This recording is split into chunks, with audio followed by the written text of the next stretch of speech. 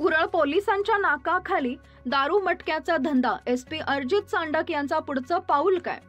बाळापूर तालुक्यातील उरळ police station हद्दीत देशी विदेशी दारू, वर्ली, मटका, जुगार, विमल गुटखा, रंगीत पदार्थांचे खुलेआम साम्राज्य विस्तारत असताना स्थानिक पोलिसांची ढिम्म भूमिका गंभीर प्रश्नचिन्ह निर्माण करते।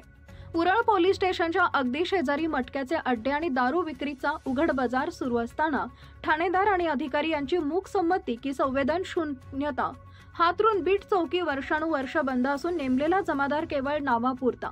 परिणामतः संपूर्ण परिसरात अवैध धंद्यांना ऊत आलेला आहे। दररोज पहाटे हातफाटा व उगवा भागातून दुचाकीवरून दारूचा साठा गावोगावी पोहोचवला जातो। पानटपऱ्यांवर विमल गुटखा खुलेआम विकला जातो। विशेष म्हणजे पोलिसांची दिसणारी वर्दळ केवळ महिन्याच्या पहिल्या 5 तारखांपुरतीच, तेही कथित वसुलीच्या उद्देशानंच असल्याचा आरोप ग्रामस्थ करत आहेत। आता नवा एसपी अजित चांडक या प्रकरणांकडे किती गांभीर्यानं पाहतात हे पाहणं महत्त्वाचं ठरणार आहे। अन्यथा उरळकरांचा संयम सुटेल आणि हे प्रकरण थेट वरिष्ठांकडे जाणार असा संतप्त इशारा ग्रामस्थांनी दिलाय। इंडिया न्यूज R7 काजी मेहंदी हसन।